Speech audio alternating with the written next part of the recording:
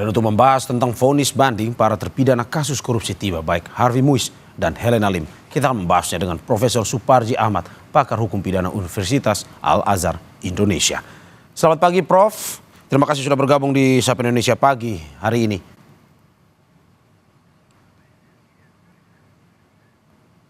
Selamat pagi Prof.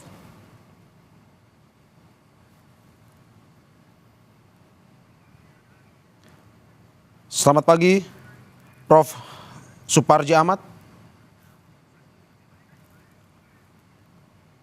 Pagi Mas.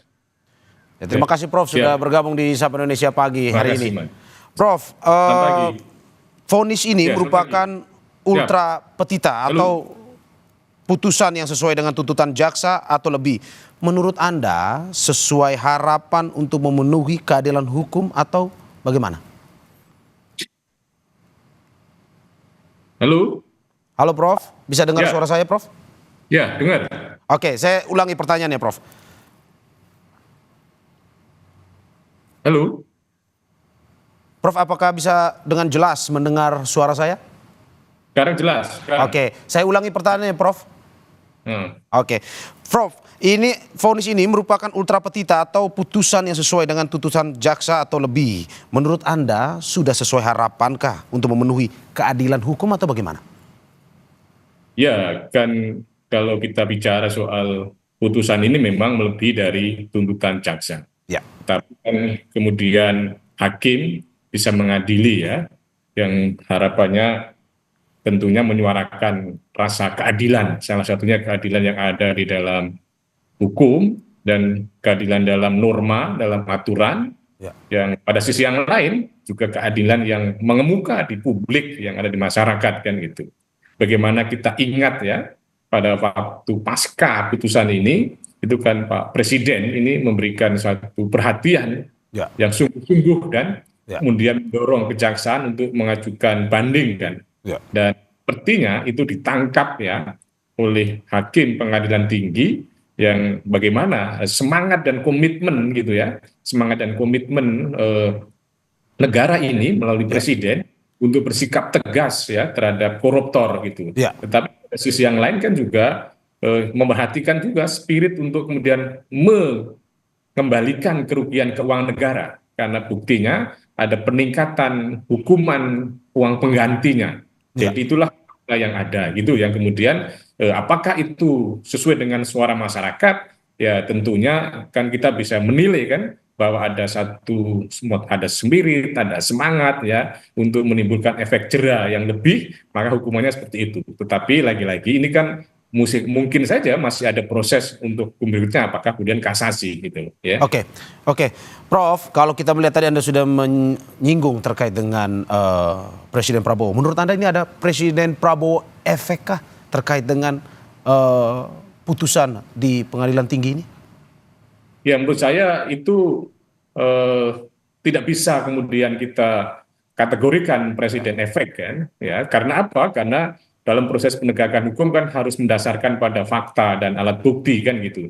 Dan apapun alasannya bahwa presiden ataupun siapapun ya tidak boleh melakukan intervensi dan kekuasaan kehakiman termasuk hakim harus bersifatnya independen, bersifat netral. Jadi menurut saya lebih dominan karena pertimbangan banding dari kejaksaan itu bisa meyakinkan kan gitu loh. Tapi pertanyaannya kan kemudian dari kejaksaan ini kan bandingnya tentunya kan sama dengan tuntutannya, tetapi kemudian melebihi dari tuntutannya. Nah itulah kemudian hakim berusaha menggali sendiri tentang kemudian mendapatkan kebenaran dan keadilan yang pada pertanyaan berikutnya apakah yang digali salah satunya adalah pernyataan, statement presiden, tentunya itu tidak bisa diabaikan. Tetapi kemudian kita tidak bisa mengatakan bahwa itu sepenuhnya pengaruh dari presiden karena faktor utamanya adalah bahwa hakim harus independen. Gitu. Oke, ada kritik yang mengatakan bahwa putusan kemarin ini tidak mempertimbangkan rasio legisnya atau asas hukumnya, lebih ke rasio populis. Menurut Anda seperti itu atau bagaimana?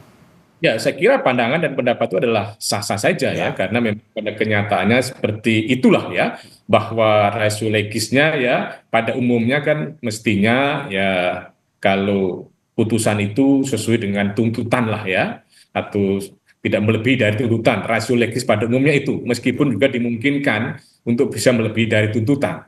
Nah, pada sisi yang lain juga faktanya memang ada dorongan yang kuat dari publik ya untuk kemudian memberikan hukuman yang berat yang Ya, mestinya itu tidak mempengaruhi secara signifikan. Tapi lagi-lagi bahwa apapun ya yang diputuskan oleh hakim, kita harus menempatkan sesuai dengan asas hukum, res judicatoir, keputusan hakim adalah harus dianggap benar selama belum dikoreksi oleh instansi putusan di atasnya atau misalnya melalui kasasi. Jadi tetap harus dikalkulasi sebagai satu yang benar gitu loh ya. oke, oke. Prof, kalau melihat 13,5 tahun bertambah di Pengadilan Tinggi Jakarta, menurut Anda apakah mungkin kuasa hukum dari pihak Harvey Muiz akan mengajukan kasasi? Lebih baiknya mengajukan atau tidak kalau pendapatnya, Prof? Menurut saya akan mengajukan gitu loh. Karena apa? Karena ya memang tidak sesuai dengan apa keyakinan keadilan bagi terdakwa, bagi penasihat hukum gitu ya. Tetapi mungkin saja ada kekhawatiran juga, jangan-jangan nanti nambah gitu loh. Ya. Jangan nambah di kasasi. Tetapi menurut saya tidak perlu berasumsi nambah gitu. Tetapi yang terpenting kalau punya alasan, punya argumentasi yang kuat kan, pasti di tingkat kasasi akan bisa melakukan apakah ada kesalahan penerapan hukum, kesalahan penilaian alat bukti, kesalahan dalam menilai fakta persidangan dan lain sebagainya. Jadi masih ada instrumen untuk kemudian mengajukan ya upaya hukum melalui mekanisme hukum biasa yaitu adalah kasasi gitu ya. Oke. Terima kasih Profesor Suparji Ahmad, pakar hukum pidana Universitas Al-Azhar Indonesia, dan kita ikuti terus perkembangan dari kasus Harvey Muiz ini. Sekali lagi terima kasih Prof, sehat selalu.